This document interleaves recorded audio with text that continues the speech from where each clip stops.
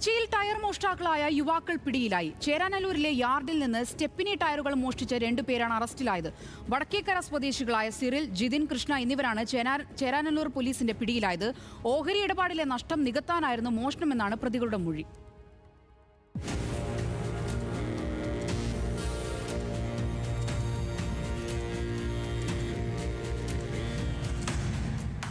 ഒരു മാസത്തിനിടെ 31 സ്റ്റെപ്പിനി ടയറുകളാണ് ഇരുവരും മോഷ്ടിച്ചു വിറ്റത്.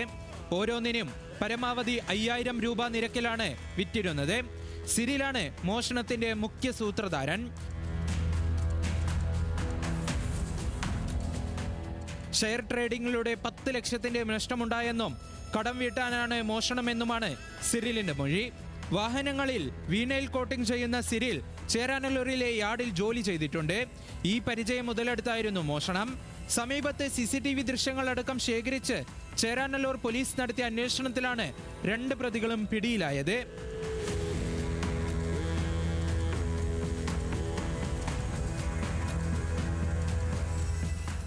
സിരിൽ പല ഘട്ടങ്ങളിലായി യാർഡ് നിരീക്ഷിച്ചു. മോഷണത്തിനായി ദിവസങ്ങളുടെ പരിശ്രമം നടത്തി.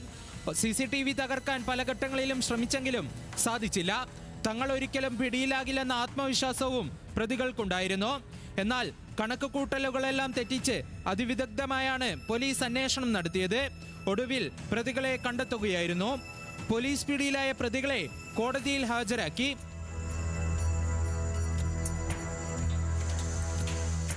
ന്യൂസ് മലയാളം, കൊച്ചി.